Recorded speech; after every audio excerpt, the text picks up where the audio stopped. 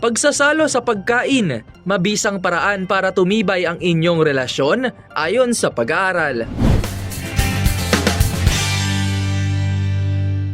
Hindi lamang sagot sa gutom at cravings ang pagkain, kundi nakatutulong rin pala ito sa pagpapatibay ng relasyon kasama ang iyong partner. Ang pagkain daw ng magkasama o pagsasalo sa pagkain kasama ang iyong partner ay isang paraan upang makatulong na pataasin ang intimacy level at gawing mas romantic ang inyong pagsasama. Ayon sa pag-aaral ni Dr. Paul Rozin, isang propesor sa psikolohiya sa University of Pennsylvania, ang act of food sharing daw ay isa sa mga pangunahing romantic gestures na ginagawa ng magpartner na nagpapakita ng tanda ng pagiging malapit nito sa isa't isa. Mayroon daw itong 4 na level na magsasabi kung gaano ka-romantic ang isang tao sa kaniyang partner.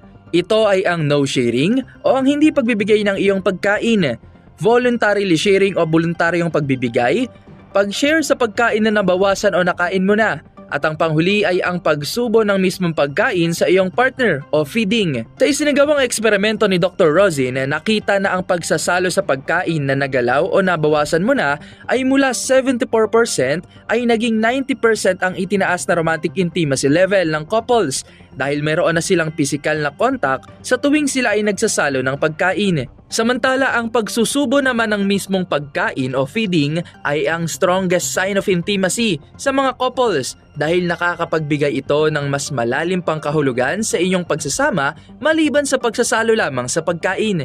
Katulad ng para sa mga kababaihan, nakikita o nararamdaman daw nila ang kilos na ito bilang pag-aalaga sa kanila dahilan upang mas maging komportable sila sa mga lalaki. Samantala para naman sa mga kalalakihan, ito ay nagpapakita ng romantic gesture ng mga babae sa kanila sa paraan ng pagsasalo sa pagkain. Ngunit paliwanag naman ng mga eksperto, ang pagsasalo sa pagkain ay hindi agad na garantiya ng malaking hakbang sa inyong relasyon tulad ng pagpapakasal at iba pa.